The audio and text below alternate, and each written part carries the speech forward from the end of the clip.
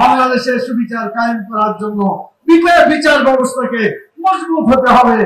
ATM Azharul ইসলামের বিচার আমরা বলবো একটা সুবিচার হয়েছে, আলহামদুলিল্লাহ।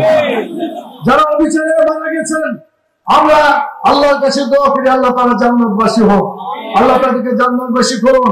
কিন্তু তাদের জীবনকে যেভাবে তারা অন্যায়ভাবে হত্যা করেছে, এর বিচার ওই দল এবং তাদের সাথে যারা জড়িত সকলের বিচার হওয়া দরকার।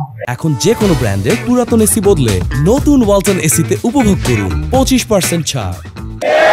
আমরা বলছি আগে বিচার হবে, এরপরে সংস্কার হবে, এরপরে নির্বাচন হবে। যারা বিচার চায় না, যারা এখানে শুধু তাড়াতাড়ি নির্বাচন চায়, সংস্কার চায় না, আপনারা বলেন আগের মতো যদি নির্বাচন হয়, এই নির্বাচনের দরকার আছে? ও তো নির্বাচনই হয় না।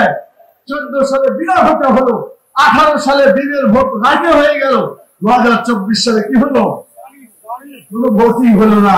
নিজেরা ভোট করলো, দামি নির্বাচন করা হয়েছে। তাদের কথা হলো আমার ভোট আমি দিব, কথা ছিল যাকে ইচ্ছা তাকে দিব, কিন্তু তাদের স্লোগান ছিল আমার ভোট আমি দিব, তোমার তার আমি দিব। এইভাবে তারা ভোটকে ধ্বংস করে দিয়েছে। অতএব ভোট ব্যবস্থাকে, নির্বাচন ব্যবস্থাকে জীবন্ত করতে হবে।